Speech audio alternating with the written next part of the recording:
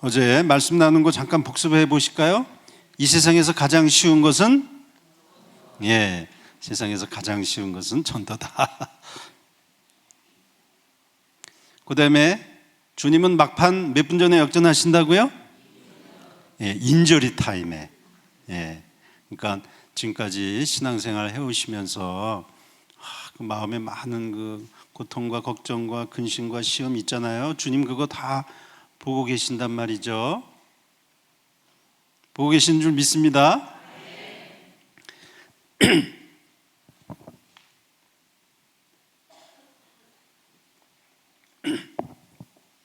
제가 목사지만 뭐 학교에 부족한 교수지만 그런 거 다 내려놓고 말씀드린다 그랬잖아요. 그러니까 성도님들 그런 말씀이 있어요. 주님이 신사적으로 부를 때, 그렇죠? 신사적으로 주님이 부르실 때 신사적으로 가는 게 좋으세요. 그냥 저처럼 의도 터지고 겉으로 볼 땐 멀쩡해 보이지만요 하도 많이 맞아가지고요 주님이 요게 그림은 벌써 저는 네 알겠습니다 하고 이렇게 복원력이라 그러죠. 주님 앞으로 빨리빨리 이제 돌아서는데, 오늘 특별히 이제 주신 말씀을 통해서 하나님의 권세, 어제도 말씀드렸듯이 주님이 오신 이유가 있는데, 제가 어느 날 우리나라에 모처럼 전 세계에서 많은 크리스찬들이 모여서 드리는 그런 큰 대회가 있었던 적이 있습니다. 이것이 세미나 형식으로 또 예배 형식으로 해서 많은, 우리 뭐 지구라 그래봤자 뭐 얼마나 커요. 너무나 우주가 크니까 거기에서 이 조그만 땅덩어리에 그래도 이제 예수님이 이 땅에 오시고 이제 2000년이 지나면서 이제 구교와 신교 이렇게 나눠져 있는데, 그때 제가 이제 신학대학에 있는 학생들, 대학원생들을 한 20명 이렇게 선발해서 2주 동안 이제 가서 같이 공부하면서, 전 세계에서 오신 분들이니까 이제 저녁에는 이제 저희들 한국 학생들끼리 모여서 세미나하고, 낮에는 이제 여러 학술대회에 참여하죠. 우리나라에 있는 뭐 이 장신대, 뭐 또 침신, 서울신대, 뭐 총신대, 모든 대학들이 하여튼 웬만한 신학대학은 그때 다 왔던 것 같아요. 신학대학 이름 정확히 기억 안 나지만, 근데 제가 모처럼 이렇게 큰 규모의 이제 신앙대회이기 때문에 가기 전에 그런 기대가 생겼습니다. 어떤 기대냐면은 이번에 가서 전 세계에서 이렇게 많은 기독교 국가를 대표해서 크리스찬들이 오는데, 이제 그분들이 돌아가면서 아침 점심 저녁 아침 점심 저녁 그러면서 2주 동안 예배를 드리거든요. 근데 저에게 무슨 마음이 생겼냐면 이 예배가 얼마나 기쁠까, 그런 큰 기대. 그래서 저희는 이제 한국식으로 예배 드리는 것이 익숙하잖아요. 근데 제가 저 아프리카 쪽에서 온 분이나 뭐 호주, 또 미국은 좀 가깝지만 뭐 유럽 쪽, 그다음에 동남아시아에 뭐 어떤 예배로 하나님 앞에 영광 돌릴까? 물론 우리가 이 지구 땅덩어리에 살면서 많은 그 고통과 아픔이 있는 것은 사실입니다만, 그래도 우리가 하나님의 자녀로 예배 때마다 이런 뭐라 그럴까, 셀러브레이션이라 그러죠. 하나님의 자녀됨을 감사하고 서로 축복하고 그런 모임으로 기대하고 갔는데 뭔가 예배가 이게 어두워요. 돌아가면서 아프리카, 그다음에 미국, 또 오세아니아, 유럽, 뭐 또 우리나라도 이제 기독교 단체들이 연합해서 예배를 드리는데, 하나님 앞에 드리는 경건한 예배죠. 근데 예배의 내용이 있을 거 아니에요? 하나님의 말씀을 붙들고. 근데 예배의 내용 중에 주로 내용이 뭐냐면 일제 36년과 6.25를 통과하는 이 한민족, 그러면서 하나님 앞에 감사한다고 하고 나오지만, 실제 36년, 일제 36년과 6.25를 이거를 이제 예배의 형식으로 꾸미다 보니까 실제 예배의 내용은 우리 조상들이 겪었던 많은 고난과 고통, 이런 것이 아무래도 주제가 될 수밖에 없잖아요. 근데 또 어느 나라를 보니까 핵 터진 것이 예배의 소재고, 또 어느 나라는 그 전쟁, 또 테러, 환경 오염, 그 다음에 여성들의 인권 착취, 뭐 그 각각 역사를 가지고 나와서 하나님 앞에 예배 드리는데, 이건 제가 볼 때 부족한 목사지만 제 눈으로 볼 땐 이건 예배가 아니라 하나님 앞에 막 그냥 고통을 호소하는 거예요. 저는 한쪽으로 아니 그래도 이런 뭐 고난은 있지만 그래도 하나님 앞에 감사와 이런 것이 있어야 되는 거 아닌가? 물론 그 안에 감사가 없었다는 건 아닙니다. 그러나 전체 예배의 내용이 제가 이렇게 참여해서 보니까 아무래도 이렇게 무겁겠죠.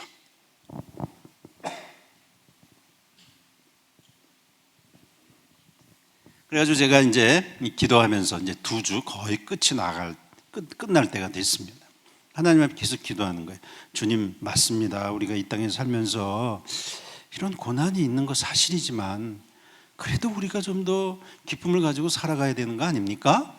뭐 혼자 이렇게 자문자답하고 주님의 뜻이 뭔가 이 민족과 이 세계를 향한, 그러다가 거의 끝날 때쯤에 이제 우리 한국 학생들끼리 모여서 이렇게 자체적으로 이제 교수님들이 돌아가면서 수업을 하는데, 어떤 분이 제가 이렇게 다른 대학, 다른 신학대학교 교수분이 이제 목사님이시죠, 물론 이렇게 전체 학생들을 모아놓고 세미나를 하는데 이런저런 내용을 얘기하시다가 질문을 딱 던지시는데 그 질문이 제 마음속에 딱 꽂혔어요.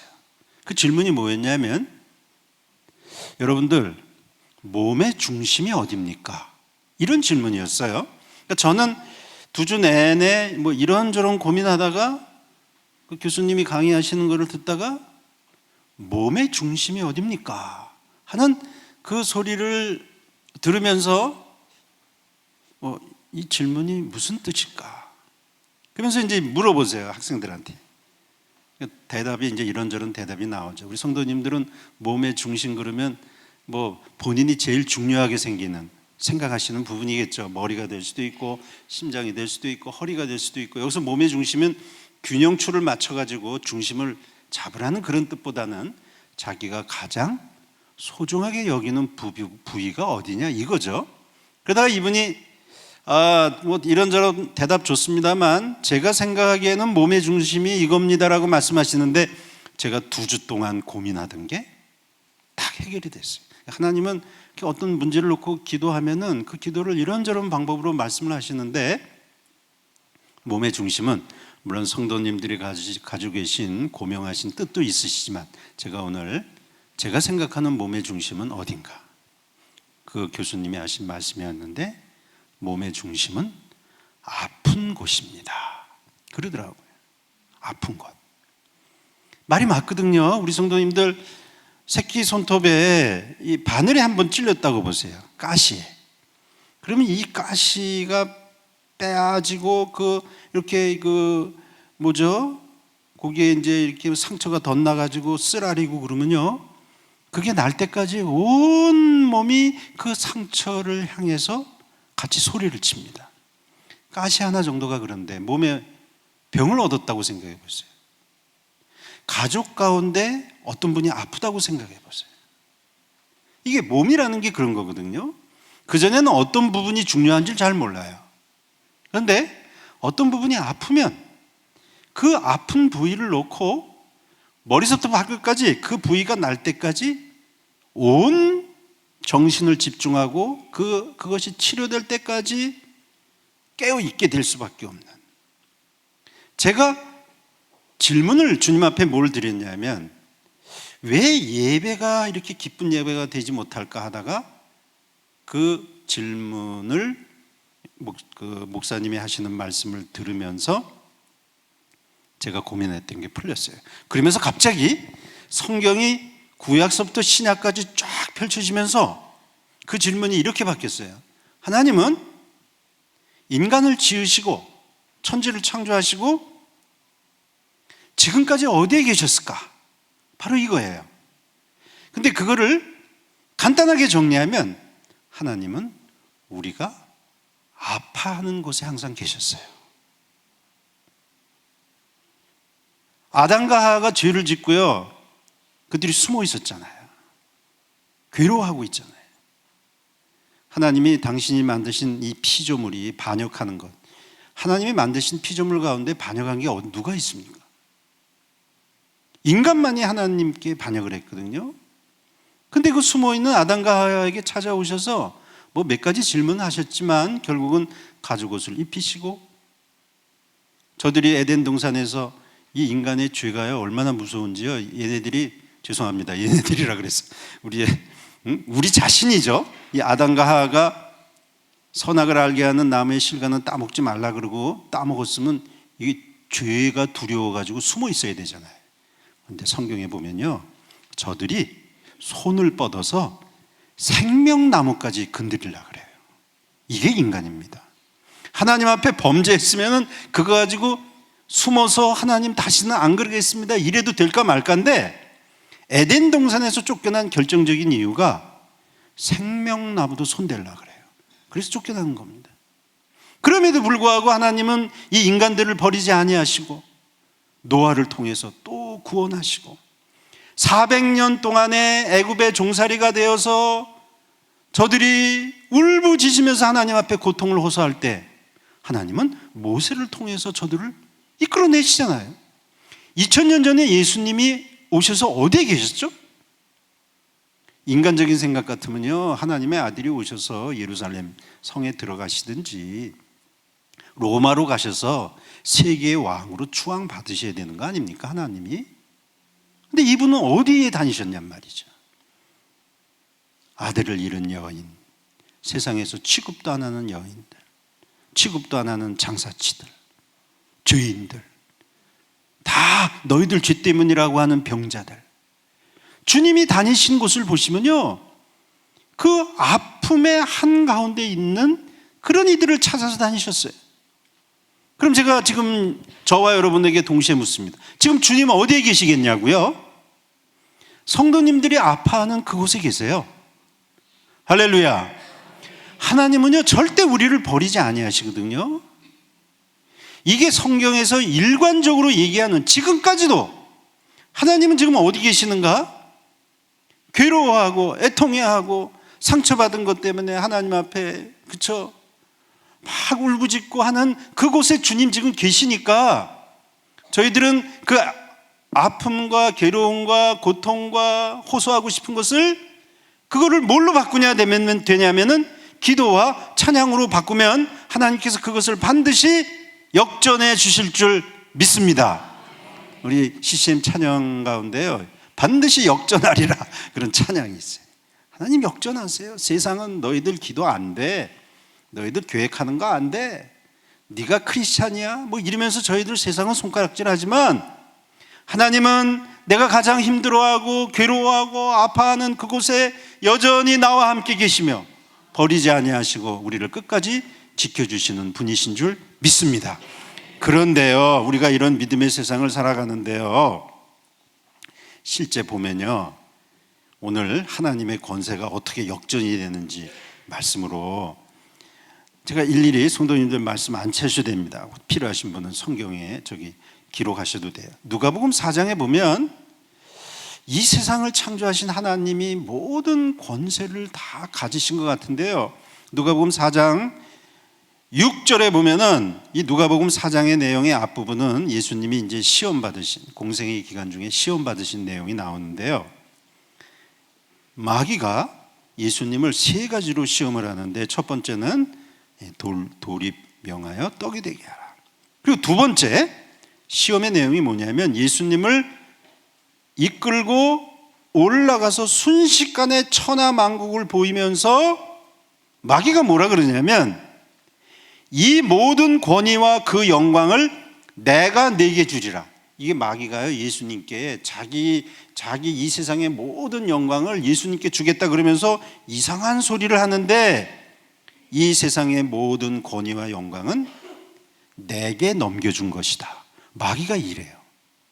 아니, 언제 마귀한테 이 모든 권세, 영광을 넘겨줬어요? 마귀가 예수님 앞에서, 이 하나님이신 예수님 앞에 이 세상 그거 다 내 거야, 나한테 절해, 그럼 내가 너한테 돌려줄게. 예수님이 십자가에 달려 돌아가시기 전이니까. 여러분, 마귀가 다 아는 것 같지만요, 마귀가 모르는 게 이런 거예요. 하나님의 절대적인 것. 마귀는 그냥 비슷한 신인 것처럼 수작이나 부르지 하나님의 이 놀라운 계획을 지가 어떻게 알아요? 성도님들을 향하신 하나님의 놀라운 신비한 계획은요, 마귀가 모릅니다. 두려워하지 마세요. 그럼 마귀가 다 알면 우리가 교회 나오는 거 어떻게 나와요? 마귀가 모르는 거예요. 그거는 누가 구원받을지. 근데 이 마귀가 뭐라 그러냐면 이 모든 권위와 영광 다 내게 넘겨왔다. 그러면 이게 이 권세인데요. 한마디로 요약하면 이게 언제 넘어갔냐면 창세기 3장에 나와 있는 이 말씀입니다. 아까도 잠깐 말씀드렸듯이 아담과 하와가 하나님이 선악을 알게 하는 나무의 실과는 따먹지 말라. 분명히 창세기 2장에 하나님이 그렇게 말씀하셨는데 창세기 3장 4절에 보면 뱀이 여자에게 이르되 너희가 결코 죽지 않는다. 하나님은 반드시 죽는다. 뱀은 결코 죽지 않는다. 이 말에 6절에 보니까 하와가 그 나무를 본즉 먹음직도 하고 보암직도 하고 지혜롭게 할 만큼 탐스럽기도 한 나무인지라 여자가 그 열매를 따먹었다. 여기서 한 여성을 제가 비난하려는 것이 아니라 우리 인간이라는 게, 우리 인간의 조상들은 뭡니까? 우리 인간이죠. 인간이 하나님의 약속을 어기는 순간에 이 세상의 모든 권세가 마귀한테 넘어간 겁니다. 하나님이 넘겨주신 게 아니에요. 우리가 하나님의 절대적인 말씀, 그 명령에 순종하지 않는 순간에 이 세상은 뭐가 지배하기 시작하냐면 바로 어둠이 지배하고 죄가 지배하고, 죄의 궁극적인 것은 뭡니까? 사망이잖아요. 그래서 고린도전서 15장 55절에 보면 이렇게 말씀이 있습니다. 사망아 너의 쏘는 것이 어디 있느냐. 그 다음부터 사망이 쏘는 거예요. 사실 우리가 아파하는 모든 것을 보면요, 다 죄의 문제이고 다 죽음의 문제이고, 이것 때문에 우리가 고통하고, 세상 사람들은 고통이 임하면 이 고통을 죽음으로 바꾸려고 그러죠. 우리는 우리에게 때때로 인생 가운데 어려움이 닥치고 힘든 일이 생기면 그거를 세상 사람들처럼 인생을 포기하려는 것이 아니라 예수 그리스도의 그 은혜의 사랑으로 우리는 믿음으로 극복하려고 하는 것이 하나님의 뜻인 줄 믿습니다. 사망이 쏘기 시작하는 거예요. 고통을 주기 시작하는 거예요. 그러니까 인간들이 이해 없이 다 죽잖아요. 하나님과 함께 살 수 있었던 그 에덴 동산에서 하나님의 이 약속, 너희가 선악을 알게 하는 나무의 실과를 따먹으면 반드시 죽는다. 동산 중앙에 있는 이 선악을 알게 하는 나무라고 하는 것은 우리 인생의 중심이 하나님의 말씀이고 온 우주의 중심이 하나님의 말씀에 있다라고 하는 중심성을 얘기하는 건데, 인간은 그 중심을 부정합니다. 하나님이 우리의 중심이 된다는 것을 부정하기 시작한 거죠. 그러니까 마귀가 한 말이 틀린 말이 아니에요. 이 세상의 모든 권위와 영광은 다 내 거야. 다 너한테 넘어왔어. 인간이 되신 예수님 하나님을 그가 알지 못하고 그 인간이 되신 하나님 앞에 그러는 거예요. 이 세상에 있는 거 다 내 거야. 맞습니다. 왜? 그가 사망을 좌지우지하고 있잖아요. 지금. 우리의 생명을 좌지우지하고 있는데 그 말이 맞죠. 그러므로 하나님께서 우리에게 주신 하나님의 전능성, 또 우리에게 주신 하나님의 영광 따라서, 하나님의 그 창조성을 따라서 살 수 있는 우리가 그 모든 이미지를 다 잃어버렸어. 그래가지고 베드로후서 2장 12절에 보면은 이 베드로 기자는 뭐라 그러냐면, 우리 인간들이 죄악에 처해졌을 때 이성이 없는 짐승과 같다, 이렇게 표현했어요. 짐승이 된 거죠. 어제도 말씀드렸듯이 창세기에 있는 말씀 보면 하나님의 영이 우리를 떠나니까 우리는 육신이 된 거예요. 2주 전에 우리가 크리스마스 절기를 하나님 앞에 기쁨으로 드렸지만, 예수님이 태어나신 것이 베들레헴이잖아요. 이게 베드라고 하는 것이 하우스, 집이라는 뜻이고요, 레헴은 빵이라는 뜻이에요.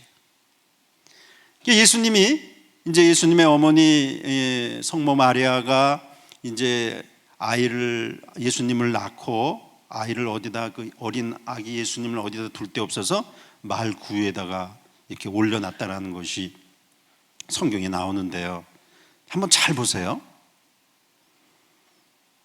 예수님은 어디에 놓이셨냐면 빵집, 그죠?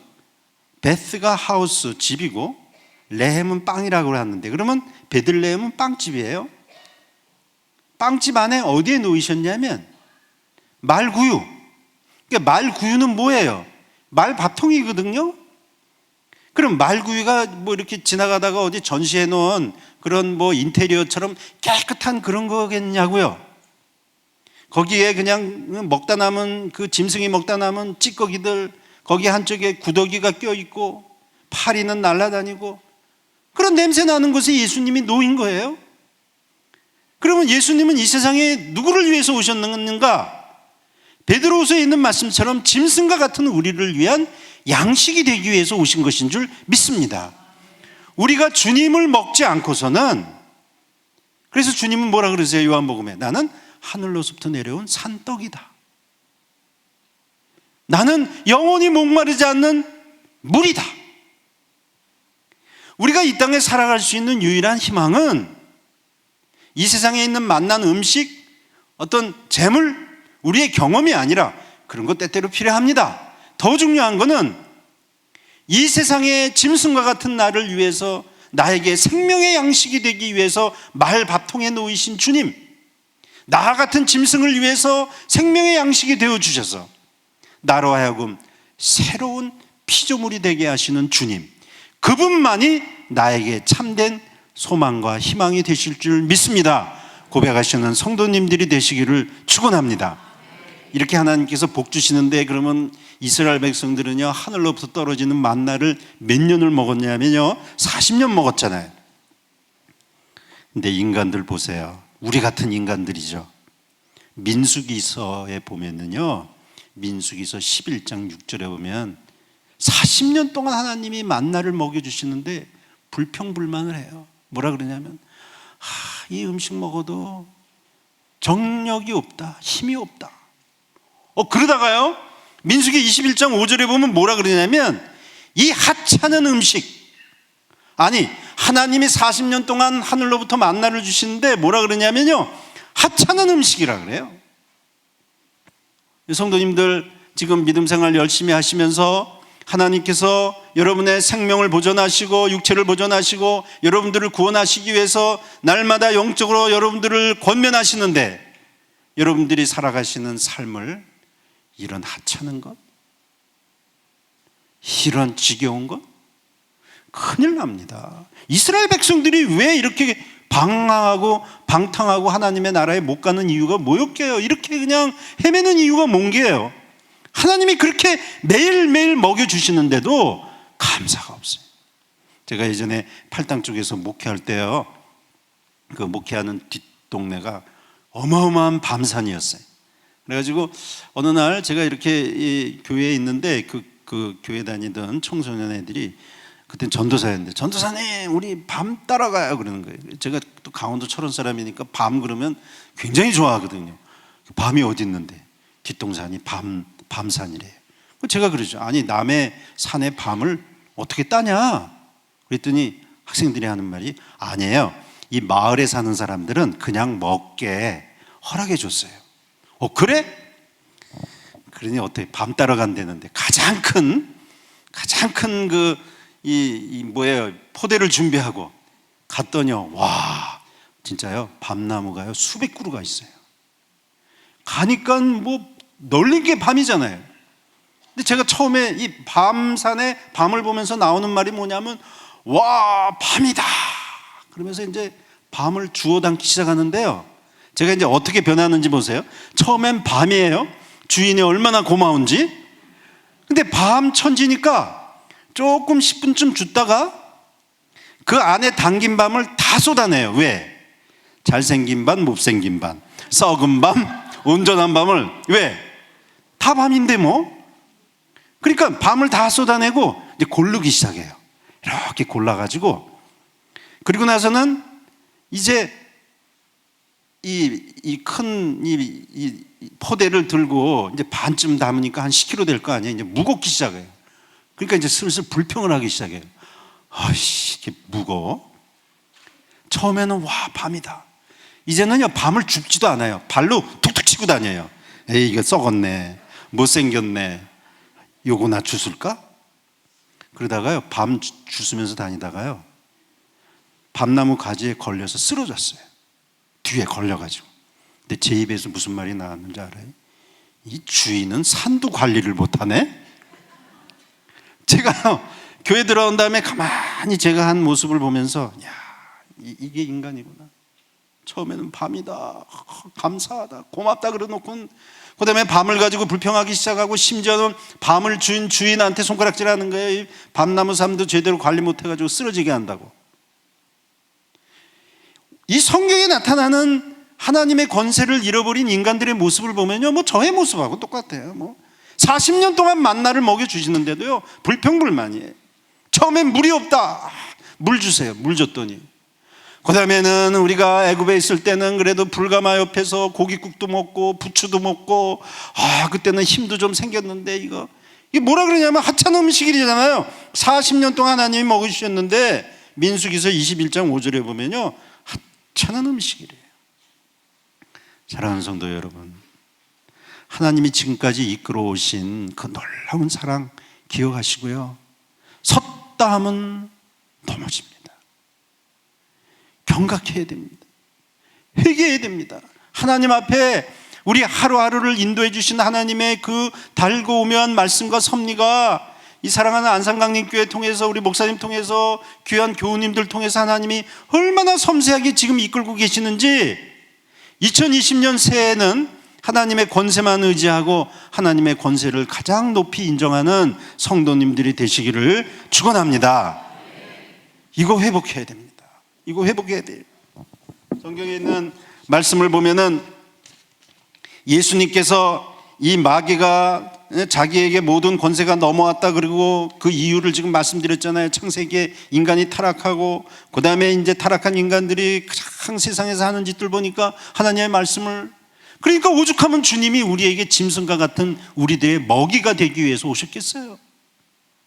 하나님의 말씀 아니면은 살 수가 없다는 겁니다. 생명의 만나 아니고서는 하나님 앞에 나와서 드리는 이 예배를 통한 말씀과 기도와 찬양과 하나님 앞에 드리는 여러분의 온전한 구제와 헌신이 아니고서는, 하나님 중심이 아니고서는 살 수 없다는 것이 성경의 말씀이고, 우리가 이 세상에 살면서 가장 아파하는 그 순간에도 하나님은 떠나지 아니하고 지금 계시다고 하는 것이 이 부족한 인간을 통해서 성도님들에게 주시는 하나님의 은총인 줄 믿습니다. 그런데요, 예수님이 오늘 아까 목사님 봉독해 주신 말씀처럼 마태복음에 있는 말씀과 또 누가복음에 있는 말씀을 보면요, 예수님이요 이 모든 권세가, 그래서 마태복음 28장에 있는 말씀 보니까 28장 18절에 보니까 예수께서 나와 말씀하여 이르시되 하늘과 땅의 모든 권세를 내게 주셨으니, 당연하죠. 마귀가 주장하는 게 뭔 거예요? 사망인데요. 예수님이 죽으셨어요. 부활하셨잖아요. 그럼 사망에 쏘는 게 이제 무효가 된 거예요. 왜 예수님은 이 세상에 오셔서 우리를 구원하실 방법이 많았는데 왜 이렇게 죽으셔야 했을까요? 예수님이 우리 같이 죽으셨다가 부활하는 순간에 더 이상 우리를 주관하는 사망의 권세가 무효가 된 줄 믿습니다. 그러니까 예수님 선포하시잖아요. 하늘과 땅의 모든 권세를 내게 주셨다. 이 하나님의 권세는요, 이 세상에 어느도 흔들 수 없는 하나님만이 가진 놀라운 권세입니다. 누가복음에 있는 말씀 보면은 또 이 마태복음에 있는 28장 말씀뿐만이 아니라 이 사도행전 1장 6절에 있는 말씀 보면은 어제도 잠깐 말씀드렸듯이 주님께서 이스라엘 나라를 회복하심이 이때니까 하니까 사도행전 8절에 주님이 하시는 말씀이 오직 성령이 너희에게 임하시면 너희가 권능을 받고, 하나님이 이 세상에 주님이 이 땅에 오셔서 이 인간이 마귀에게 빼앗겼던 권세를 다시 회복하셨을 뿐만이 아니라 우리에게 뭘 주시냐면 너희가 권능을 받고 예루살렘과 온 유대와 사마리아 땅끝까지 이르러 내 증인이 되리라. 할렐루야. 마태복음 아까도 보신 28장 18절에 있는 말씀 보면 예수님께서 나와 말씀하여 이르시되 하늘과 땅의 모든 권세를 내게 주셨으니. 그래서 지금까지 드린 말씀을 요약하면 우리는 에덴 동산에서 창세기에 있는 말씀처럼 하나님의 말씀을 배반함으로써 마귀에게 그 권세가 양도가 됐어요. 근데 예수님이 오셔서 사망의 권세를 깨트리시고 부활하심으로 예수님께서 다시 그 권세를 회복하셨어요. 그런데 제가 강조하고 싶은 말씀은 뭐냐면은, 진짜 성도님들 지금까지 살아오시면서 예수님의 살아계심을 많이 간증거리가 있는 줄 알아요. 제가 중요한 날은 아닙니다. 2017년 4월 20일 4시 50분. 그게 무슨 시간이냐면 이 경찰서 조소에 나와 있는 제가 교통사고가 난 시간이에요. 저 일산 끝자락 파주 이 접경, 거기는 아파트 짓느라고요, 도로가 얼마나 넓은지 몰라요. 막 3차선 4차선이고 한 보통 120km 정도 달려요. 여기는 이제 80km로 돼 있는데 또 교통 카메라가 없으면 좀 빨리. 근데요, 제가 이렇게 가끔 가다가 뭐 이렇게 피곤하고 그러면 졸음운전도 하고 그러는데요, 그날은 진짜 성도님들 절대 그런 일 있으시면 안 됩니다. 저 혼자로 충분합니다. 잤어요.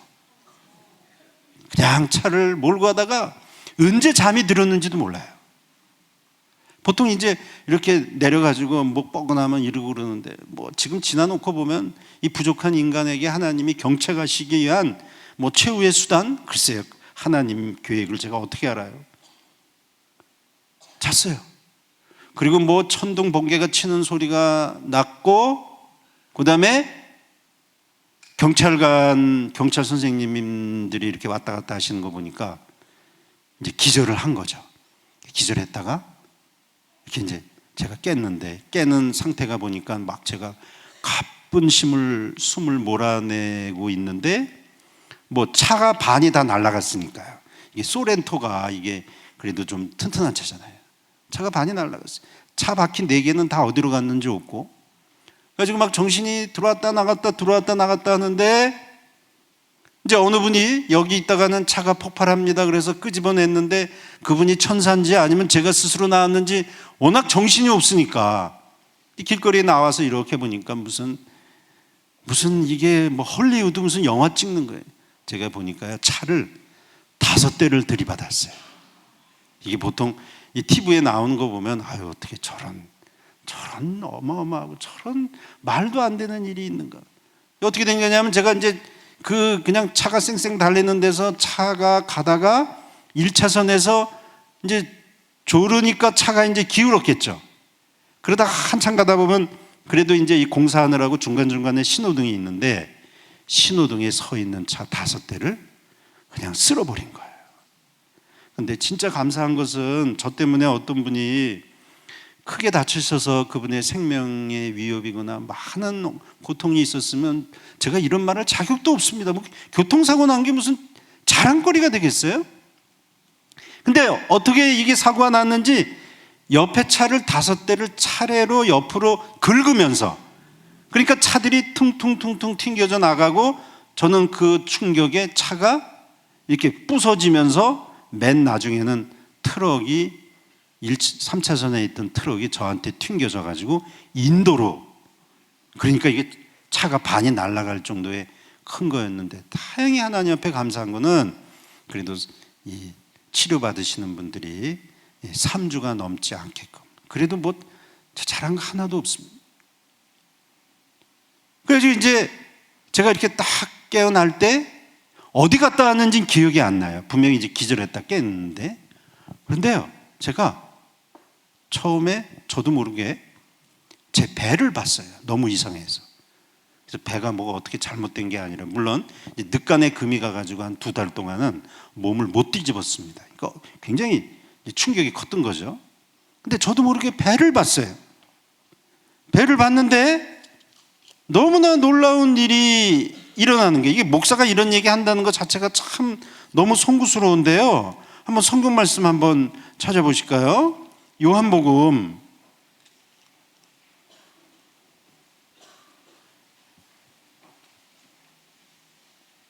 요한복음 14장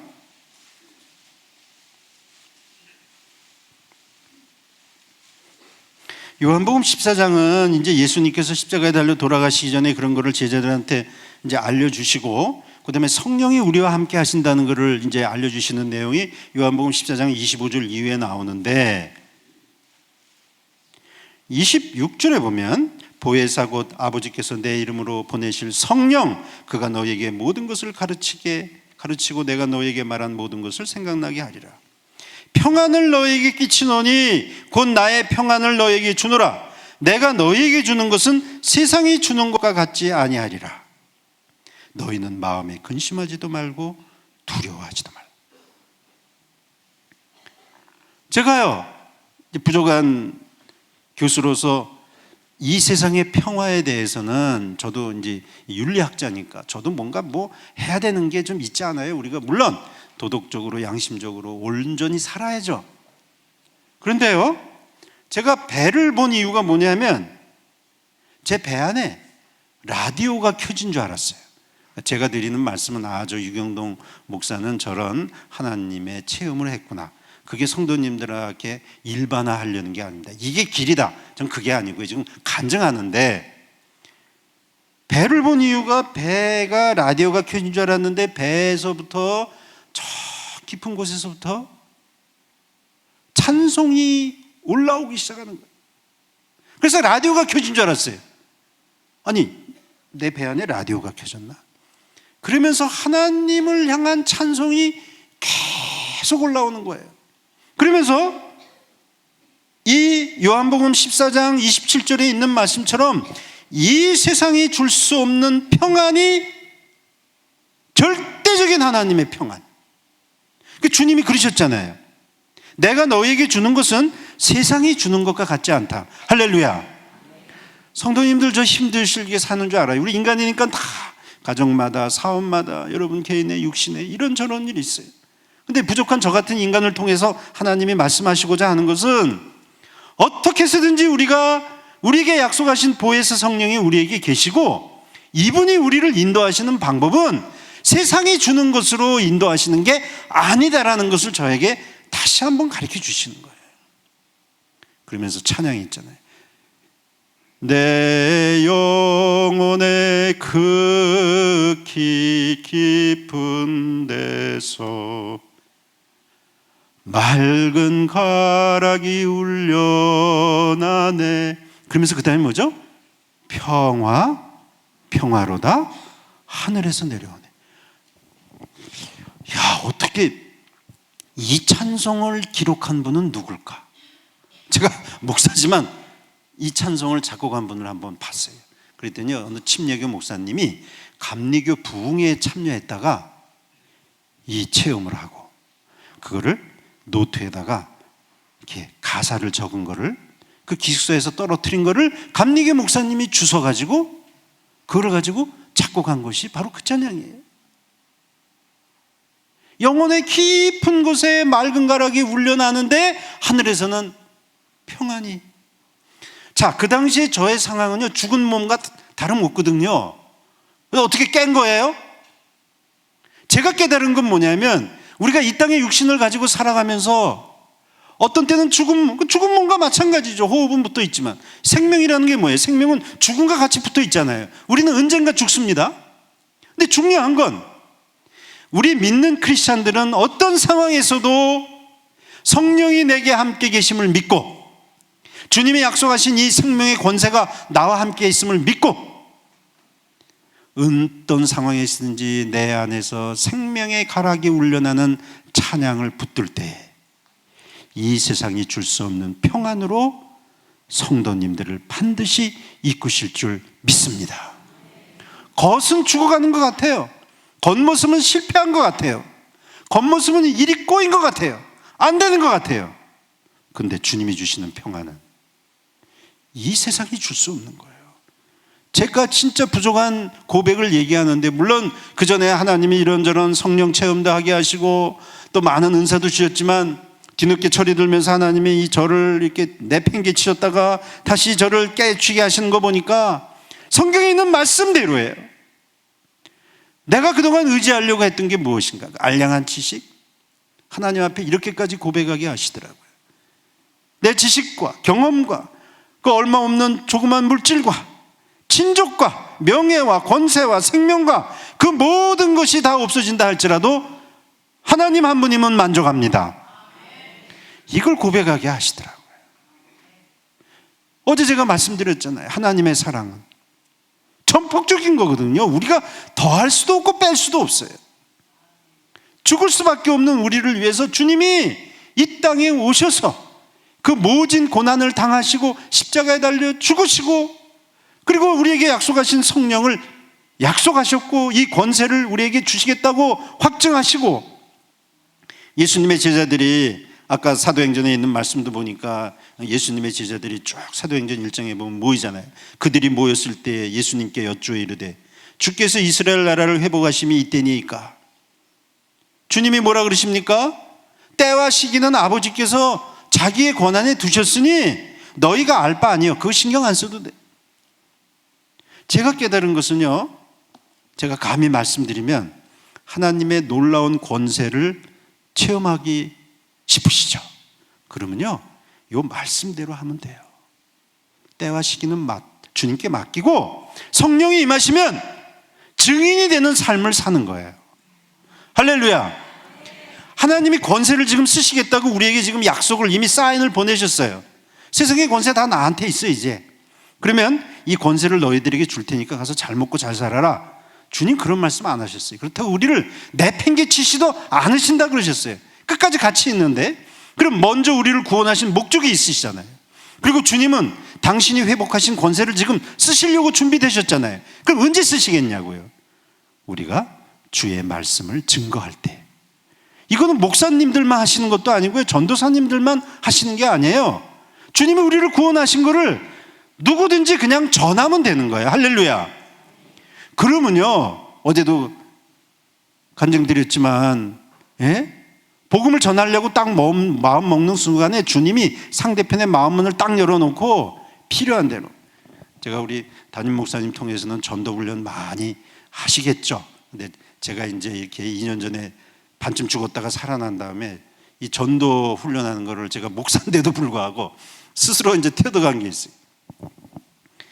누구든지 이제 만난단 말이죠. 주로 이제 저는 뭐 이렇게 바깥에서 길거리에서 음식을 먹거나 어디 이동하거나, 학교 안에 있는 학생들은 다 신학생들이니까 교회 가서 뭐 전도할 일이 뭐가 있어요. 그럼 딱 봐가지고 세 종류예요. 첫 번째 종류의 사람은 크리스찬입니다. 근데 10명 중에 한두 명밖에 없죠. 우리나라 구성으로 볼 때. 교회 다니세요? 그러면 그냥 믿음으로 제가 기도하겠습니다. 기도 제목 주세요. 그거는 그냥 헛소리가 아니고요, 실제 속심령으로 기도하는 거예요. 제가 한번 은행에 갔는데요, 은행에 가가지고 이렇게 은행 업무 뻔하잖아요. 그냥 통장 주고 통장 받고.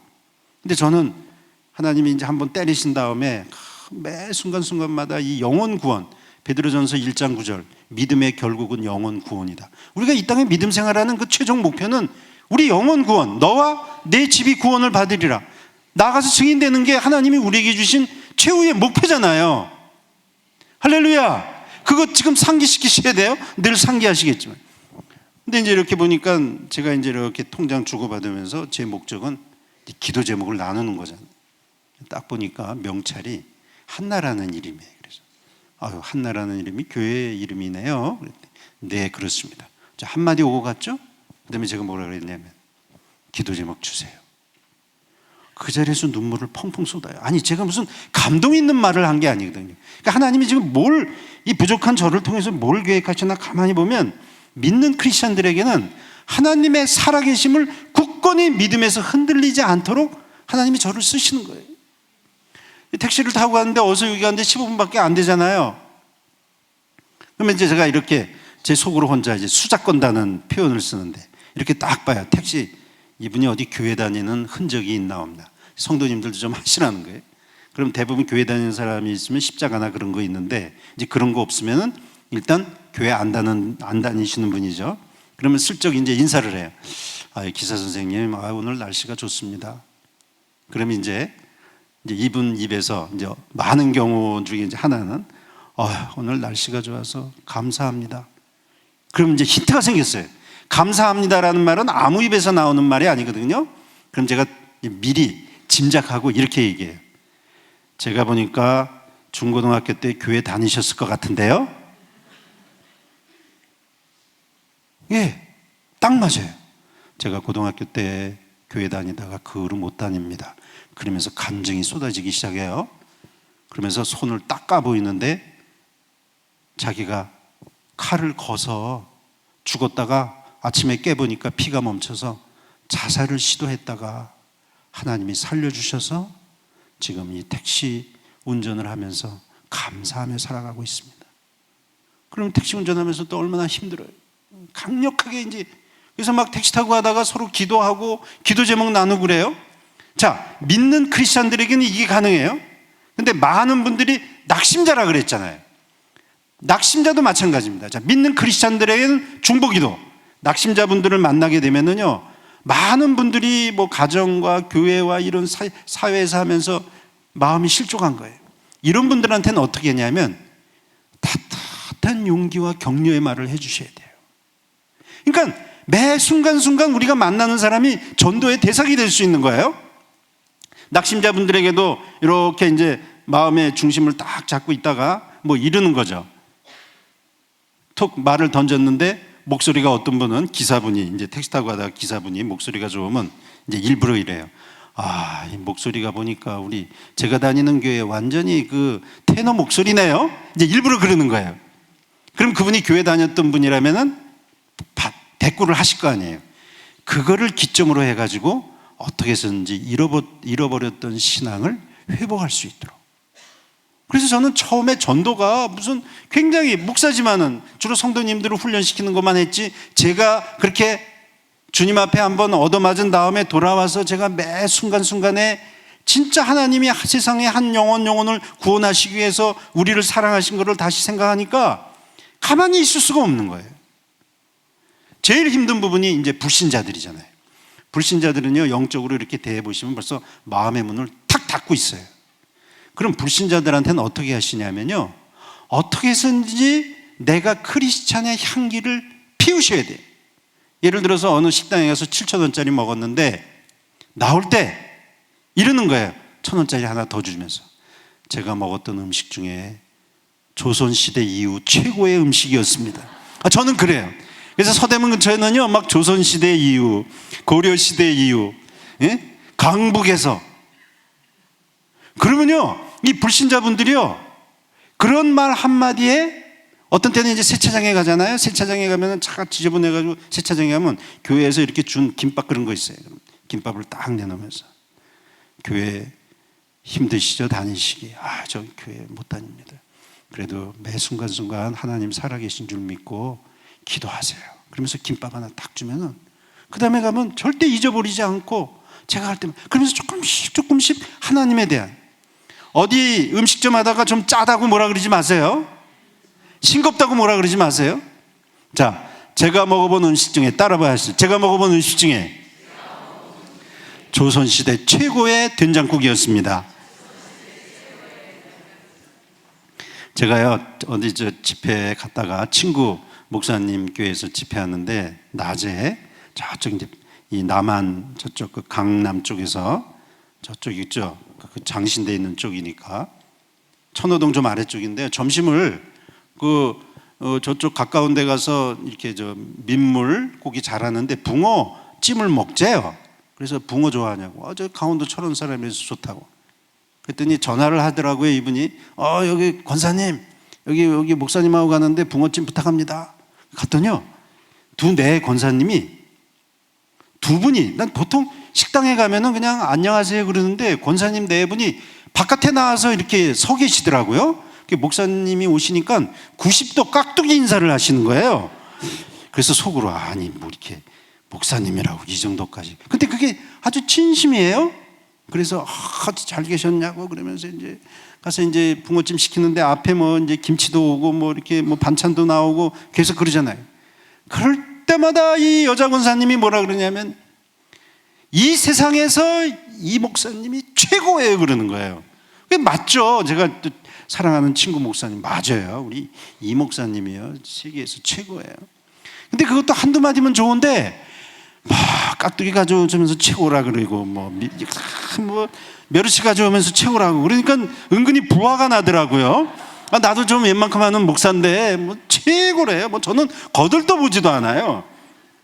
잘 먹었어요.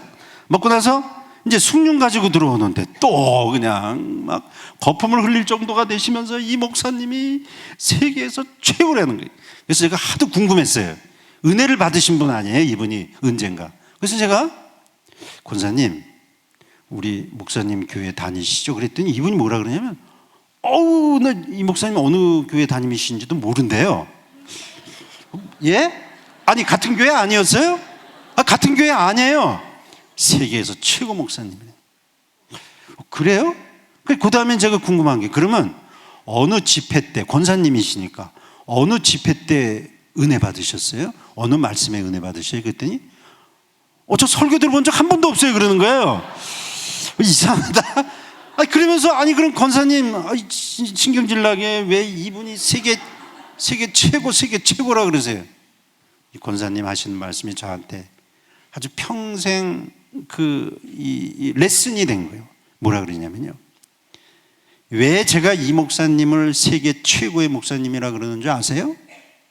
제가 이 붕어찜 장사 30년을 하는데 이분처럼 맛있게 먹은 분이 그 누구보다도 이분처럼 맛있게 먹는 분은 제가 수천 명의 손님을 만났지만 이분이 최고입니다. 그러니 당연히 세계에서 최고 목사님 아니시겠어요? 그래서 제가 잠깐 생각해 봤어요. 이 친구가 어떻게 먹었지 그랬더니 그냥 깍두기 하나 들어올 때마다 권사님 깍두기 최고예요. 메르치 들어올 때마다 메르치 최고예요. 나는 짜 죽겠는데 그냥 최고예요. 그래요. 그것만 하는 게 아니에요. 따님 요즘 어떻게 지내요? 어디서 차리나? 그렇죠. 그 아들은 어떻게 지내요? 그러면서 붕어찜 먹을 때 보니까요, 그냥 이마에서 땀이 팡팡 그냥 그러면서 그냥 세계에서 최고라고. 제가요, 이 목사님이요, 물론 당연히 교회 다니시는 어느 교회 다니시는 분인데 이게 전도라는 게 뭔가? 이거는 이제 같은 크리스찬의 얘기인데 믿지 않는 사람들을 전도하는데 우리가 크리스찬의 향기를 피우지 않고서 예수님이 우리를 그만큼 사랑하셨는데 그러니까 성도님들 딱 나가시면요, 나가시는 순간에 전도할 투성이에요. 그냥 만나는 분 최고예요. 오늘따라 이렇게 얼굴이 천사 같으세요?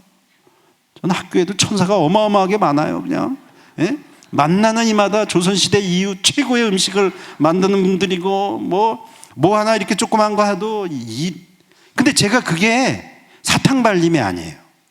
예수님의 사랑의 마음을 표현하고 싶은 거예요. 그렇게. 근데 그들이 그런 마음을 통해서 점점 주님과 가까워지고 교회 다니는 사람은 언제 한번 제가 다니는 서대문에는 이 냉천 시장이 영천시장이라고 있어요. 거기 장사하시는 아주머니들 많아요. 그래서 점심 때 들어갔는데 강의가 어느 학교에 있어서 가는데 먹을 게 없어요. 먹을 게 전밖에 없더라고요. 그래서 차가운 전을 먹는데 저 목적은 저 주인 아주머니 교회 안 다니시는 분이 분명해요. 저분을 어떻게 전도하나, 어떻게 해서든지 전도하려고 이렇게 틈을 보는데 핸드폰을 딱 켜놓고 아예 곁을 안 주는 거예요. 이 아주머니 제가 먹은 전 중에 조선시대 말도 못 꺼내겠어요. 그냥 인상을 팍 쓰고 그냥 이러고 있으니까 말도 못 꺼내고 그냥 이렇게 먹고 있는데 기도하는 거죠. 주님, 저 영혼을 어떻게 해서든지 좀 마음 문을 열어야 되는데. 근데 이제 그때 제가 다니는 학교 학생들이 쑥 들어오는 거예요. 2명이. 그 낮에 그렇게 들어와서 학생들이 이렇게 전 먹고 그럴 게 없는데 아마 이 학생들도 배고파서 저를 보고 인사하는 거예요. 교수님, 야 너희들 웬일이니? 배가 고파서 여기 들었어요. 그러면 이제 그 다음부터 전도 전략이 어떻게 바뀌냐면 이 사람 들으라고 이 사람하고 얘기하는 거예요. 야 너희 하나님 믿는 거 요즘 어때? 신학교 다니면서 재밌어요. 교회 어디 다녀? 하나님 믿는 거 통해서 너 많이 변화됐지. 막 그런 거 얘기하는 거예요. 그러면서 최대한 이 사람이 듣기 뭔가 이 복음이 저는 전달될 수 있도록 집중은 못하니까. 그러면서 딱 일어날 때 이랬어요. 야 너희들 여기 먹고 싶은 거 다 시켜. 그러니까 주인이 음식이 이제 늘어나게 되니까 버쩍 고개를 들더라고요. 뭐 시켜? 너희들 이거 먹지 말고 이것도 다 먹어. 그랬더니 교수님 그래도 되겠습니까? 다 시켜. 그러니까 이제 뭐 음식값은 좀 올랐겠죠. 그러면서 이걸 또 전도회계로, 아주머니 제가 지도한 학생들 중에요 최고의 학생들입니다. 이런 신실한 학생들이 앞으로 목사님이 돼요. 이 학생들에게 제일 오늘 음식이 너무 맛있는데 아주 맛있게 요리해 주세요. 주머니에서 딱 돈을 드렸어요. 이분이 나갈 때 어떡하겠어요? 목사님 안녕히 가세요. 아니 이게 그러니까 저희가 어느 때부터 이런 지혜를 주시는 거예요. 복음을 전하려고 그러니까 믿지 않는 사람들이 10명 중에 8명인데 그냥 전도할 투성이에요. 그냥 요 뭐 하나 사들 때도 요 틈을 봐가지고 교회 꼭 다니세요. 8,000원이면 9,000원 주고 10,000원이면 11,000원 주고 그리고 먹은 거 최고였습니다. 감사하고. 그러면 저들이 관심을 가지기 시작해요. 제 부족한 거 뭐 이런 얘기는 한이 없지만 우리 목사님 통해서 얼마든지 이제 훈련을 하실 텐데 제 관심은 뭐냐면 하나님이 회복하신 이 권세를 가지고 우리가 살아갈 일도 바쁘지만 그러나 때를 따라 얻든지 못 얻든지 우리에게 증인이 되라 그러시고 하늘과 땅의 모든 권세를 주셨으니 예루살렘과 땅끝까지 이르러 나의 증인이 되라. 걱정하지 마라. 때와 시기는. 그럼 하나님의 권세를 언제 사용하시겠어요? 우리가 복음을 증거하려고 그럴 때 상대편의 영혼이 잘 되고 내 영혼이 잘 되고 나의 범사에 잘 되는 형통한 일이 일어날 줄 믿습니다. 진짜 하나님의 권세를 맛보고 싶으시냔 말이에요. 있는 그대로 하시면 돼요. 하나님 나의 권한에 다 있다. 너희들 걱정하지 마. 그리고 나서 하시는 말씀이 그래 너 필요한 거 뭐야? 주님은 안 그러시잖아요. 걱정하지 말고 때를 따라 얻든지 못 얻든지 나의 사랑 얘기 좀 해봐. 제가요 교통사고 난 다음에 하나님이 그런 걸 다시 깨닫게 하시는 거예요. 이 세상이 줄 수 없는 하나님의 평안, 이거를 빨리 나눠줘야 되겠구나. 성도님들 이미 가지고 계세요. 저 같은 부족한 인간 통해서 이렇게 그냥 또 한 번 말씀하시는 거죠. 제가 교통사고가 너무 커가지고 수습하는 데만 3개월이 걸렸어요. 제가 이제 남은 시간 동안에 저를 이제 죽였다가 다시 깨어나게 하시고 제가 변화된 것만 좀 몇 가지 말씀드릴게요. 첫 번째는 이제 교통사고가 나가지고 뭐 이 수습하는 데만 3개월, 뭐 다친 사람 차 5대를 제가 쓸어버렸으니 얼마나 많은 사람이 다쳤겠어요. 막 앰뷸런스가 오고 뭐 저도 이제 앰뷸런스 실려갔다가 근데 그 순간서부터 저 입에서 무슨 기도가 나오기 시작하냐면은 찬양은 뭐 아까도 말씀드렸듯이 뭐 그냥 자동으로 계속 나오는 거죠. 속에서 뭐가 켜진 것처럼. 그러면서 이제 무슨 기도가 나오기 시작하냐면 주님 이 일을 통해서 영광 돌리게 하소서. 근데 제가 이 기도를 하면서도 부족한 목사니까 내가 이거 가지고 영광 돌릴 일이 없는데 내가 지금 무슨 기도를 하는 거지? 근데 계속 그 기도가 나오는 거예요. 주님 이 일 통하여 주님이 영광 돌리게 하소서. 3개월 후에 그게 뭔지 깨달은 거예요. 사고가 워낙 많으니까 교통사고가 나면 40점이 운전면허 취소인데요. 제가 37.5점이 나왔어요. 한 분이 미국 가는 바람에 그래도 벌점 그분한테 확인할 길이 없어서 37.5점이 나왔다 그러더라고요. 경찰서에 이제 3개월 수습. 왜냐하면 다친 분이 어떤 분은 부산에 살고 어떤 분은 미국에 있고 나중에 시간 가면서 어떤 분은 인천에 있고 그러니까 뭐 그거 다 수습하고 보험회사 다 정리한 다음에 3개월 지난 다음에 경찰서 제 담당 교통경찰관 분하고는 뭐 수십 차례 통화를 했죠. 그리고 이제 3개월 후에 내일 와서 최후 조서 씁시다. 갔어요. 평상시에 저한테 상냥한 분이라고 하는 분으로 알았는데 딱 갔더니요. 파일이 이렇게 두꺼워요. 제 거만. 워낙 사고가 컸으니까. 그 파일을 제가 이렇게 앉았는데 깜짝 놀랐어요. 제 앞에서 파일을 이분이 던지더라고요. 그래서 제가 이렇게 이분이 이렇게 무례하나 그런 생각도 들었지만 이 내 사건 때문에 이렇게 많은 어려움이 있겠구나. 오히려 측은지심의 마음이 생기더라고요. 그래, 내 문제 처리하느라고 힘들었겠지. 저한테 이러시는 거예요. 이름이 유경동 씨입니까? 네. 직업이 뭡니까? 그래서 네, 신학대학에서 학생들 가르치는 목사입니다. 그러니까 이분이요. 저는요 교회 다니는 사람 하는 말 한마디도 안 믿습니다 이러는 거예요. 그래서 속으로 교통경찰 하시면서 또 많은 또 어려움과 애로사항이 있었겠구나. 그래서 제가 그랬어요. 교회 다니는 사람이라고 뭐 다 어려운 무슨 뭔가 있었겠죠. 꼭 그렇게만 생각하지 마세요. 들은 척도 말척하지. 주민등록번호를 보고 이분이 뭐라 그러냐면, 주민등록 뒷자리가 보니까 미국에 사셨었군요. 미국에 제가 목회하느라고 잠깐 영주권이 있었던 적이 있거든요. 영주권 번호가 주민등록 뒷번호였던 적이 있는데, 운전면허도 이제 그 번호였어요. 그래서 제가 미국에 뭐 한 10여 년 있었습니다. 미국 어디에 있었습니까? 그래서 네, 미국 아틀란타 거기에 있었고 내시빌에, 아틀란타와 내시빌에 있었습니다. 그랬더니 이분이 뭐라 그러냐면, 제 딸은 텍사스에 있습니다 그러는 거예요. 그 순간에 하나님이 역사하기 시작하시는데요, 텍사스에 딸을 두고 온 아버지의 마음을 제가 읽기 시작하는 거예요. 그러면서 진술한 거는 1분도 안 걸리고 그때부터 상담이 시작이 되는 거예요.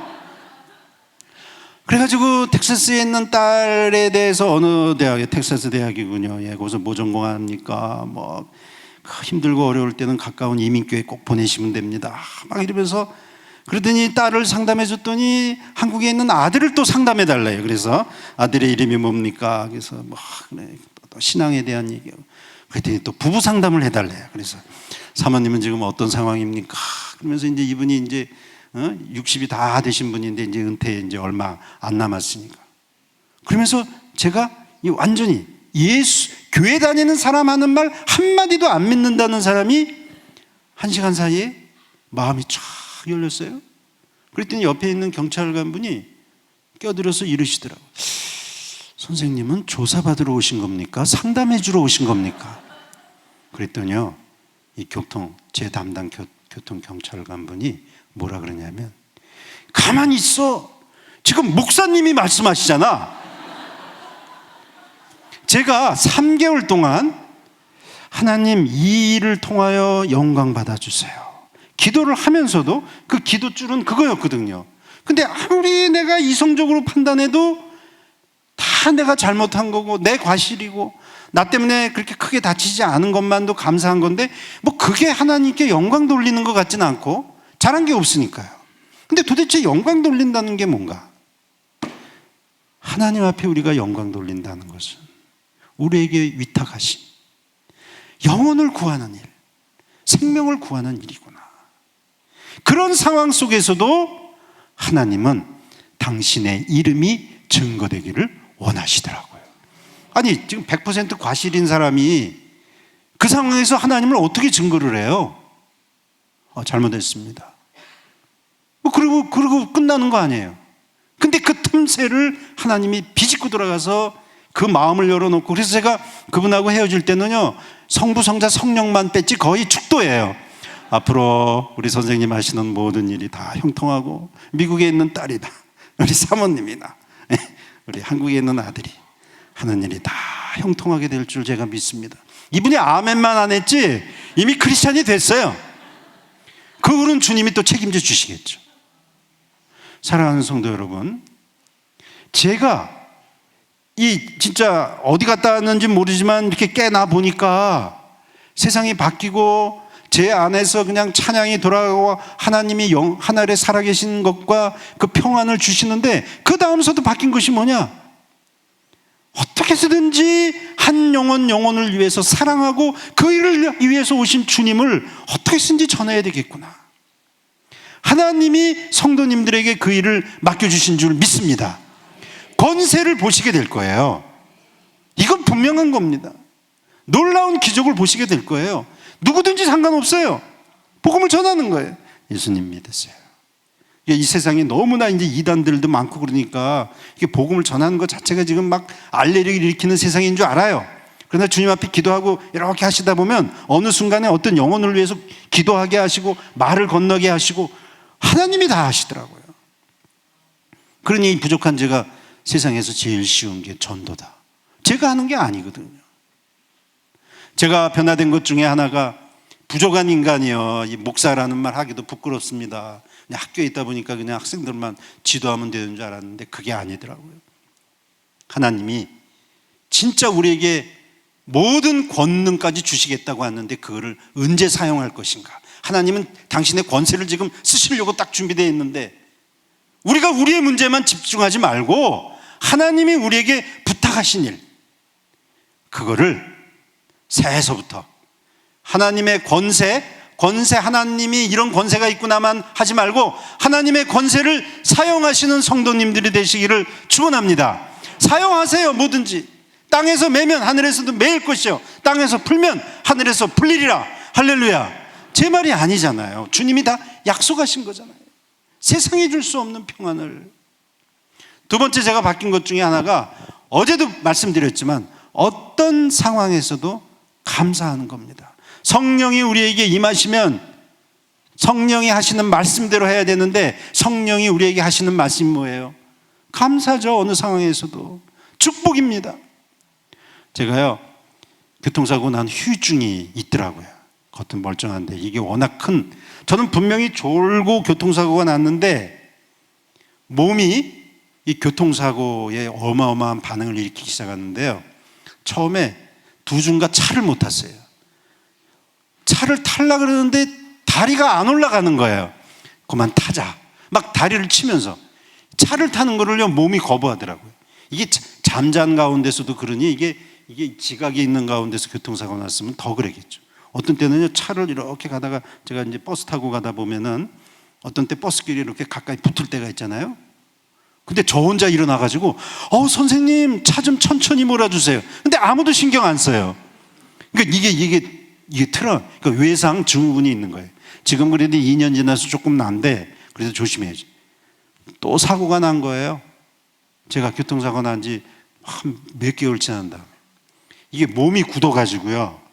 저도 몰랐는데요. 좀 이렇게 좀 건강한 체질이라고 생각했는데 이제 몸이 굳어가지고 어떤 일이 발생을 했냐면 교회에서 섬기던 교회에서 이제 핸드폰과 커피를 목사님하고 기쁘게 대담을 나누고 그다음에 교회에서 내려오는데 커피하고 핸드폰을 양손에 쥐고 교회에서 내려오는데 그 교회가 돌계단이에요.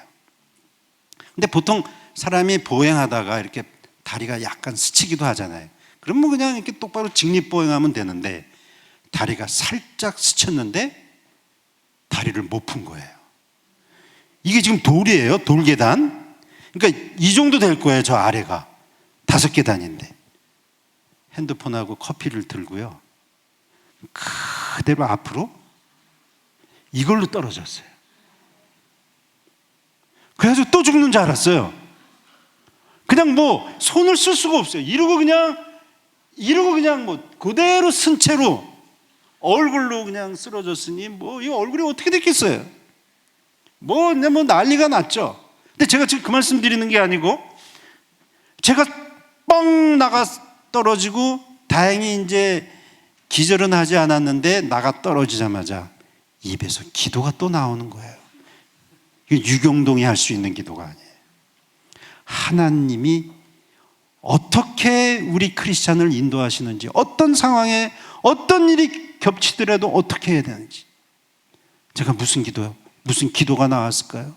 세상에 이런 기도가 나오는 거예요. 나가 빵 떨어지고 여기도 완전히 그냥 피투성이가 되고 그냥 정신이 다행히 잃지는 않았는데 무슨 기도가 나왔냐면 주님, 이 세상에 엎어질 곳도 많은데 주의 아름다운 성전들에서 엎어지게 해주신 감사합니다.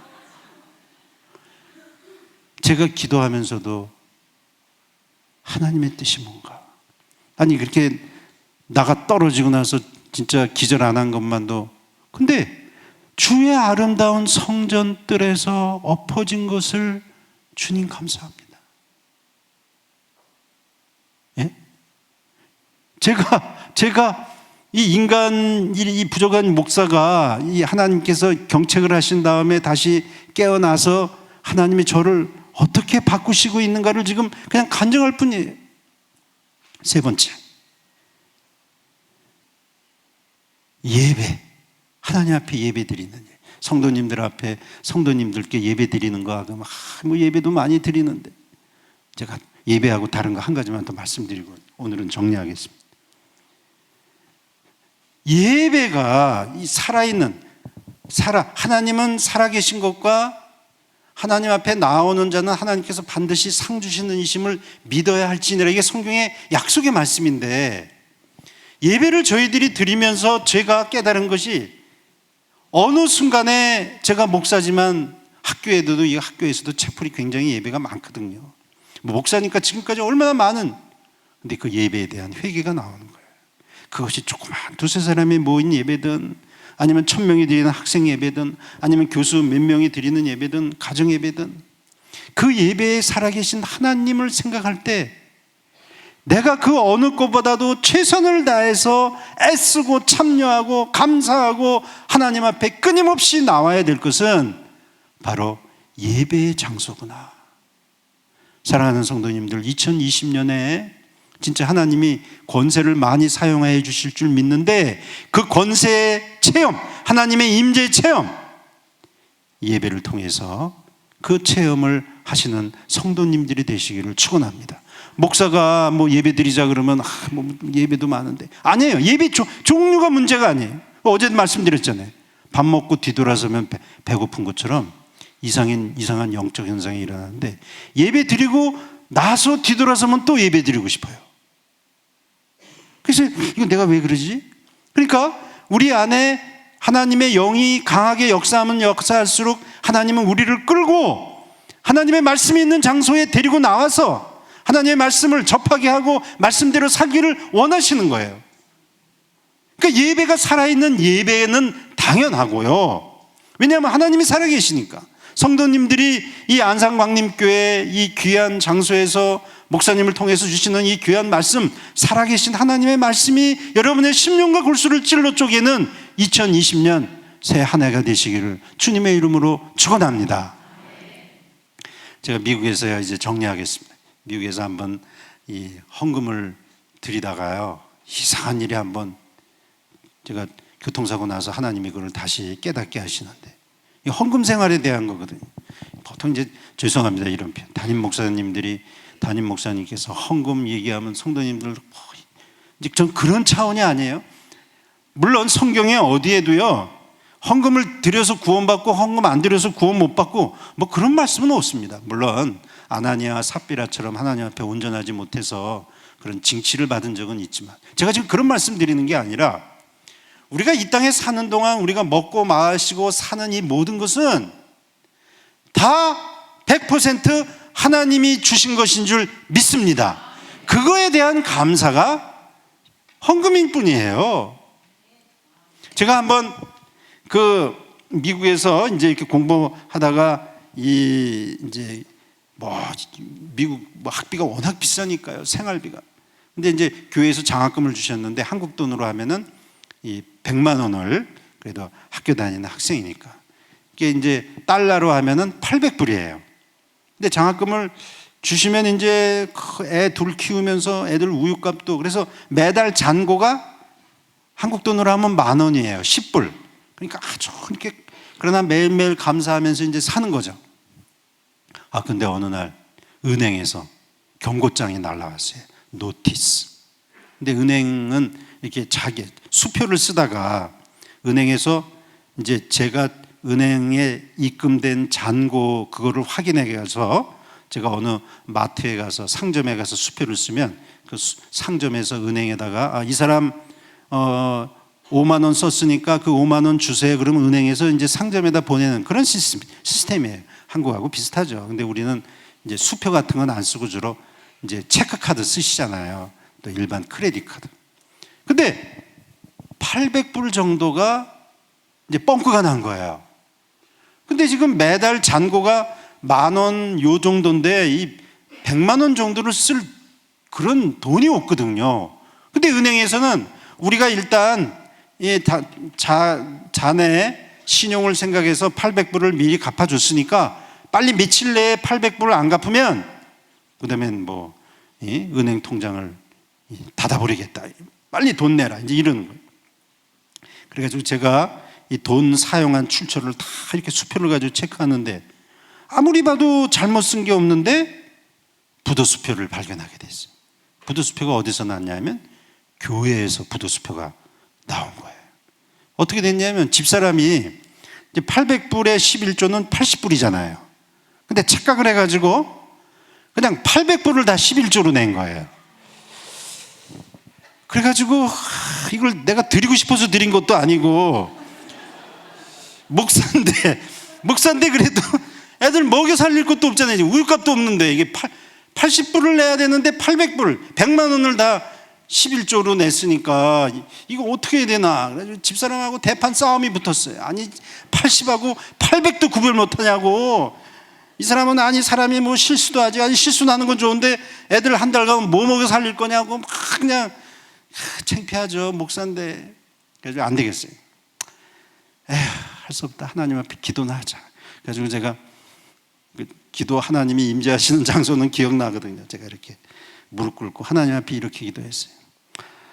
하나님 제가 드리고 싶어서 드린 게 아니고 실수해서 800불 다 드렸는데 그러면서 막 불평이 나요. 오죽하면 저 같은 사람한테 주님 돈을 가져가세요. 돈도 많은 사람도 많은데 저 같은 가난한 목사에다가 유학생한테 이게 지금 기도도 아니고 이게 무슨 푸념도 아니고 무슨 막 그러는 거예요. 제가 그러다가요 두세 마디도 못하고 하나님 앞에 무릎을 꿇었어요. 제 안에서 하나님의 음성이 들리는 것 같았는데 야 이 인간아 내가 너를 창세전서부터 지금까지 너를 사랑하고 너를 위해서 십자가에 죽고 너를 위해서 지금까지 왔는데 너 겨우 그거 80불 800불 구별하지 못해서 800불 실수로 11조 했다고 너 그런 식으로 80불 했다고 내가 받을 것 같냐? 뭐 그런 음성이 들리는 것 같았어요. 그냥 칼로 두부 자르듯이 그냥 이렇게 잘라가지고 하나님 앞에 하면은 목사인데도요 궁핍하니까 막 그런 상황이 되더라고요. 근데 제가 깨닫고 보니까 하나님이 천지를 창조하시고 세상의 모든 권세를 가지시고 생사와 복을 주관하시고 40년 동안 광야에서 만나로 먹이시고 그런 하나님이 우리의 창조주 하나님이신데 이 경제적인 것 때문에 하나님한테 기도도 아니고 푸념도 아니고 하나님 앞에 회개했어요. 다시 정식으로 기도했어요. 주님 제가 없는 것 가운데서 주님 앞에 다 드렸습니다. 어떻게 이미 드린 거 이제 점잖게 하나님 제가 없는 것 가운데서 다 드렸으니 주님 맡아서 주관해 주세요. 근데 그 후로 그 경제적으로 어려움이 어떻게 지났는지 기억도 안 나요. 왜냐하면 제 안에 하나님의 주관하시는 제 생사와 먹고 사는 것을 주관하시는 하나님을 다시 제 안에 중심에 세우니까 뭐가 문제겠어요. 하나님이 지금까지 인도하셨는데. 제가요 그 당시에 그리고 나선 뭐 한 두 달 후에 어느 미국 큰 교회에서 청빙이 들어온 거예요. 그래가지고 한 달에 800불이 없어서 쩔쩔매던 인간이요 한 달에 월급이 4,000불이 됐어요. 그래가지고 제가 뭐 큰 부자가 됐다는 건 아니에요. 또 교회 사역이 크니까 또 해야 될 게 많잖아요. 하나님은 그런 거를 보시는 거예요. 인간이 실수하는 거, 인간이 잘못했다고 하는 거, 인간이 이제 끝났다고 하는 그런 때를 주님은 보고 계시는 거예요. 우리의 속을 다 보고 계세요. 그럴 때 우리는 항상 누구에게로? 하나님께로. 교통사고 난 하나님께 영광 드릴 눈꼽만큼도 없는 상황에서도 하나님이 영광 받으시잖아요. 영혼을 구원하는 일에 하시잖아요. 제가 예배 드리는 일과 또 하나, 이건 용서하세요. 성도님들한테 아마 웬만한 교회에서 뭐 또 헌금 얘기하면 저 목사님 저거 절대 그런 게 아니에요. 제가요 하나님 앞에 헌금 드리는 일이요 그전에는요 뭐 온전한 11조 하죠. 감사한 거 하죠. 그런데 그게 아니고 헌금 드리는 순서가 기다려져요. 우리 성도님들 목사님 예배 말씀도 있고요 뭐 찬양도 있고 다 있어요. 다 기다려지는 시간이죠. 헌금 드리는 시간이 기다려지는 성도님들 손 들어보세요. 그냥 이럴 때는 모른 척하고 다 들어주셔야 되는데 제가요 어떤 일이 벌어졌냐면은 제가 무슨 헌금을 많이 드리는 학교에 있지만 무슨 뭐 헌금 이 사업하시는 그런 분들처럼 어떤 그런 헌금 드리는 게 아니에요. 어떤 때는 굉장히 적은 헌금, 또 어떤 때는 좀 뭐 이렇게 모이면은 또 11조 이렇게 좀 그러나 뭐 사람에 따라서 적은 것일 수도 있고 조금 되는 것일 수도 있는데 제가 액수가 대단히 큰 것도 아니에요. 그런데요, 하나님께 헌금 드리는 시간이 기다려져요. 이게 신기한 거예요. 제가 할 분량, 그게 뭐냐면 제가 드리는 헌금 액수가 아니라 이 세상에서 나를 먹이시고 입히시는 그 하나님에 대한 감사가 제가 헌금 외에는 하나님 앞에 예배 드릴 때 표할 시간이 없는 거예요. 그래가지고 어느 교회에서는 예배 드리다가요, 제가 대단히 헌금 준비한 것도 아니거든요. 예배 드리다가 헌금 시간이 빨리 땡기고 싶어가지고 앞에 있는 순서를 생략한 적도 있어요. 그러니까 그 목사님하고 교우분들은 몰라요. 아니, 저 목사님이 왜 갑자기 그 헌금 앞에 있는 순서를 왜 빼먹었나. 저는 설교하고 나서 이 헌금 드리는 시간, 이 시간에 아주 적은 헌금이라도 이거 주님 앞에 빨리 드려야지. 2020년도에 성도님들 예배 드리는 것과, 제가 그렇다고 무슨 물질에 대한 얘기가 아닙니다. 40년 동안 만나를 먹여주신 이스라엘 백성들이 하찮은 것, 이거 보세요. 하나님의 하신 일에 대해서 우리가 물질이라는 것이 우리의 구원을 좌우하는 그런 지표가 성경에 그런 말씀도 없습니다. 중요한 건 우리의 생사화복을 주관하시고 우리가 먹고 사는 이 모든 것은 하나님이 주관하시기 때문에 그거에 대한 감사의 표가 우리가 교회에서 훈련받는, 그리고 주님이 이 헌금을 통해서 이 교회를 통해서 세상을 향해서 하는 많은 선교와 구제 사업이 되는데, 저는 그 마음을 그렇게 바꿔주셨어요. 그래서 우리 민경보 목사님은 아마 제가 오자마자 목사님께 뭘 처음 질문했냐면 기억하실 거예요. 목사님, 헌금 순서 있나요? 제가 질문했잖아요. 그게 무슨 제가 대단히 무슨 헌금하겠다는 게 아니라 내가 설교는 와서 하는데 하나님 앞에 내가 그래도 주님 앞에 드리는 거, 이거 그 시간을 내가 어떻게, 그래서 먼저 여쭤봤어요. 제가, 목사님, 그 순서 중에 헌금 순서는 어떻게 되나요? 그거는 교우님들 헌금 순서를 제가 챙기려고 그런 게 아니라 제가 주님 앞에 드리는 거를 구별해서 드리는 그 순서를 기다리기 때문에 그런 거예요. 부족한 목사지만. 성도님들, 하나님의 권세, 여러분이 하나님 앞에 마음 문을 여는 그곳에 하나님의 권세 나타나게 될 줄 믿습니다. 전 큰 돈에 대한 얘기 아닙니다. 아주 작은 거라 할지라도, 그러나 하나님이 마음과 정성을 다해서 드리는 거 받으시고 그 물질을 통하여 30배, 60배, 100배로 주님께서 채워주실 줄 믿습니다. 작은 거 가지고 감사하기 시작할 때 하나님은 더 큰 것으로 감사하게 해주실 줄 믿습니다. 오늘 저는 성도님들과 함께 우리가 잃어버렸던 권세, 하나님께서 다시 회복하신 권세, 그 권세의 그 모든 것의 결말, 이제 마지막으로 말씀 하나만 보시고 마치겠습니다. 고린도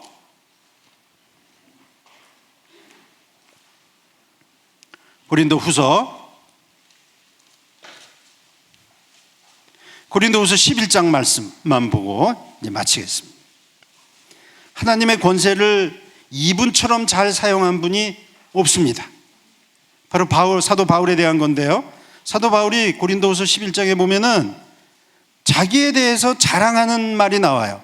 그래서 내가 유대인이고 앞에 쭉 나와요. 내가 18절에 보니까 내가 자랑할 거 없는 줄 아느냐, 육신을 따라 자랑할 거 없는 줄 아느냐, 그러면서 쭉 얘기해요. 22절에 내가 그들이 히브리인이야, 나 이스라엘 사람이다, 아브라함의 후손이냐, 나도 그렇다. 그러면서 23절부터 사도 바울이 이제 이런 말을 하기 시작합니다. 내가 옥에 갇히기도 하고 더 많이 옥에 갇히고 매도 수없이 맞고, 그러면서 24절 보세요. 유대인들에게 40에서 하나 감한 매를 5번 맞았습니다. 이게 예수님이 십자가에 달려 들어가실 때 이 매를 40에 하나 감한 매를 맞고 돌아가셨잖아요. 그런데요, 사도 바울은 40에서 하나 감한 매를 5번 맞았어요. 보통 인간이 그렇잖아요. 한 번 맞으면 아, 주님이 매 맞으신 게 이거군요, 됐습니다 이러잖아요. 5번이나 맞았어요. 그 다음에 3번은 몽둥이로 맞고 돌로 맞고, 돌로 맞은 것은 돌로 맞은 다음에는 그게 돌무덤이 됐는데 살아났어요. 3번 파선하고 배가 가다가 일주야를 깊은 바다에서 지내고, 강에 빠진 적이 한두 번이 아니고, 강도에게 강도질 당한 것, 유대인들에게 목숨 위협 당한 것, 이방인들에게 당한 것, 시내 건너가다가 빠진 것, 광야에서 전갈 뱀에게 물린 것, 바다에 빠진 것, 또 이단들에게 위험을 당한 것, 자지 못한 것, 목마르고 여러 번 굶고 춥고 헐벗은 것. 진짜 우리가 사도 바울과 같은 시대에 우리는 살고 있지 않습니다. 그런데 사도 바울이 지금 정신없이 자기 자랑한다 그러면서 사도 바울의 마음이 뭐냐면 28절이에요. 이 외의 일은 고사하고 앞에 어마어마한 자기가 고난당한 일이 있는데 아직도 날마다 내 속에 눌리는 일이 있으니 곧 모든 교회를 위하여 염려하는 것이라. 사랑하는 성도 여러분, 2020년 한 해는요, 하나님의 권세, 사도 바울의 마음은 뭐냐면요, 그런 고통 고난 당한 것이 아니라 내게 맡겨주신 하나님의 일, 그 곳에 만난 성도님들을 기억해 볼 때 그런 고생은 나에게 아무 의미 없다. 한 영혼을 위해서 그 영혼을 붙들고 기도하는 사도 바울의 간절한 마음, 하나님이 부족한 저 같은 인간에게 깨우쳐 주신 게 바로 이거예요. 너희들이 살아가는 이 시대가 이런 고난의 시대냐? 누가 우리가 예수님 믿는다 그럴 때 이렇게 고난 주는 그런 시대는 아니잖아요. 사도 바울은 그런 이 고난의 시대에도 이런 거 다 마다하고 아직도 모든 교회를 위해 염려하는 그 염려, 이것이 자기에게 가장 무거운 짐이라 그랬는데, 우리 안산강림교회 사랑하는 성도 여러분, 너와 내 집이 구원받으리라고 하신 주님의 약속대로 성도님들의 가정이 다 임가기도되고, 할렐루야, 성도님들이 만나는 사람들에게 그리스도의 복음이 들어가고 그 일을 통하여 하나님의 영광이 드러나고, 하나님의 영광이 드러날 때 하나님의 권세가 역사하고, 그 권세의 역사를 통해서 죽음이 변하여 부활이 되고, 고통이 변하여 기쁨이 되고, 절망이 변하여 희망이 되고, 많은 사람들에게 복의 통로가 되시는 성도님들이 되시기를 축원합니다. 부족한 제가 교통사고를 통해서 하나님께 받은 많은 체험 가운데 나의 영혼을 구원하시고 내 옆에 있는 영혼을 구원하시기 위한 하나님의 뜻, 이거를 우리 성도님들에게 전하지 않으면 안 되겠다, 간절한 마음으로 오늘 성도님들에게 부탁을 드렸습니다. 이 모든 영광을 받으시는 하나님께 감사의 박수 올려드리겠습니다.